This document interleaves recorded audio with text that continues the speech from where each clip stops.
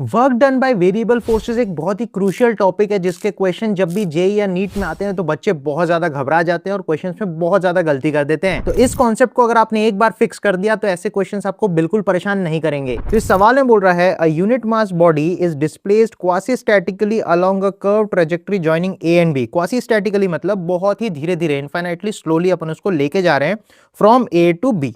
फिर बोल रहा है the tangential agent makes the body trace the path without appreciable acceleration. Acceleration zero है, दैट मींस वेलोसिटी जो है वो कांस्टेंट है। फिर वो बोल रहा है the dissipative interaction due to friction with the track performs a work of -5x joules over the displacement.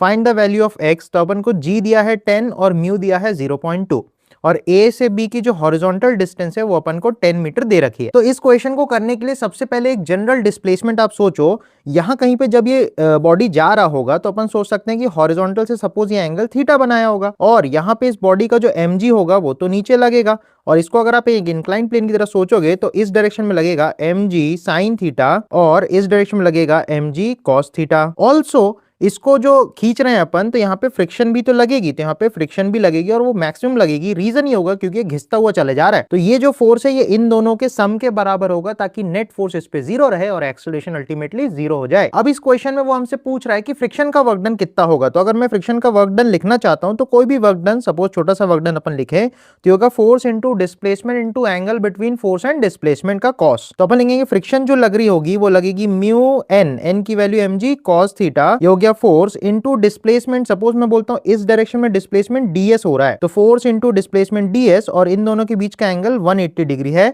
Because friction पीछे लग रही है और डिस्प्लेसमेंट आगे हो रही है। अब इस डिस्प्लेसमेंट को थोड़ा सा अगर अपन सोचे कि ये डिस्प्लेसमेंट ये ds है, ये एंगल थीटा है, ये सपोज x डायरेक्शन में इसका कंपोनेंट dx हो जाएगा, y डायरेक्शन में इसका कंपोनेंट dy हो जाएगा, राइट।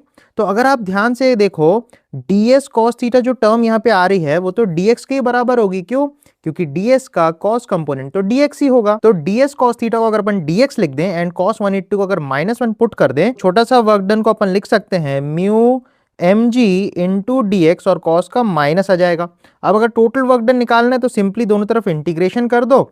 लेफ्ट में 0 से w वर्क डन होगा और राइट में 0 से अपन 10 मीटर चल चुके होंगे x में। तो अगर इसका वर्क डन हम कैलकुलेट करें तो वर्क डन निकल के आएगा माइनस म्यू mg इंटू 10 और यहाँ पे वैल्यूज पुट करें तो वर्क डन आ जाएगा माइनस म्यू की वैल्यू दी है 0.2, m is unit mass that is 1 kg into g हो गया 10 इंटू 10। तो वर्क डन निकल के आ जाएगा -20 जूल्स। तो क्वेश्चन में हमको दिया है वर्क डन इज -5x और वर्क डन -20 आ रहा है तो -5x को -20 से इक्वेट कराओगे एंड x बराबर 4 is the correct answer to this question.